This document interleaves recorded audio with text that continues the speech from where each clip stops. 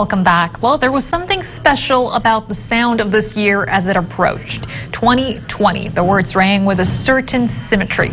Now it's here, and though it's only halfway finished, it has definitely proven memorable. Mostly for the wrong reasons. 17's Robert Price has this halftime analysis. 2020, that configuration of digits conveys a certain order and balance, a sublime symmetry, harmony. In a society that bats around phrases like equal justice, it felt like a homecoming. All our questions about this confusing, fast-evolving era resolved. Now, instead, it feels a reckoning. The millennial milestone year 2000 carried a superstitious uncertainty, but 2020 was to be the opposite, a year to be anticipated. Remember Bakersfield's Vision 2020 project undertaken 20 years ago? This year was to be the finish line, the landing spot for all of our civic aspirations.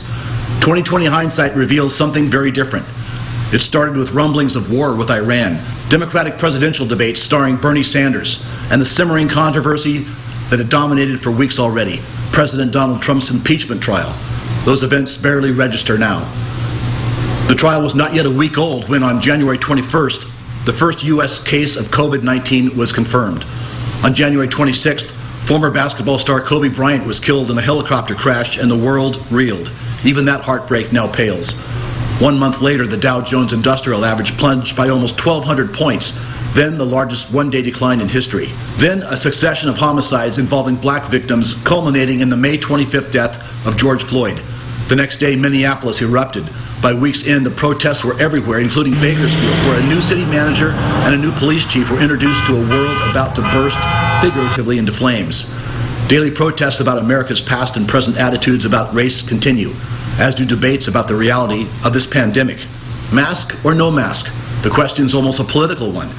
Now we face a looming national election that looks increasingly like a referendum on the American character. 2020 now shapes up as a red-letter year akin to 1968, when war and assassination roiled the nation, and 1929, when the Great Depression led to 25% unemployment, a crisis that took a world war to defeat. We might even compare 2020 with 1860, when the man who would free the slaves faced off against a candidate who would keep them shackled. That too took a war to settle, if indeed it was settled. Much has happened in 2020 that in any other time would seem remarkable.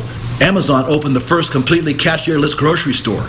The government okayed the deployment on our highways of 5,000 driverless delivery vehicles. Cancer rates saw the largest single-year decline in U.S. history. The Pentagon officially released videos proving the existence of unidentified aerial phenomenon. UFOs are real, but those huge stories are blips on our collective radar in this era of new, unforeseeable, unprecedented change. 2020 is one for the ages, and we're only halfway there. Hang on to your steering wheel, America. These next 6 months ought to be a doozy. In Bakersfield, Robert Price, 17 News.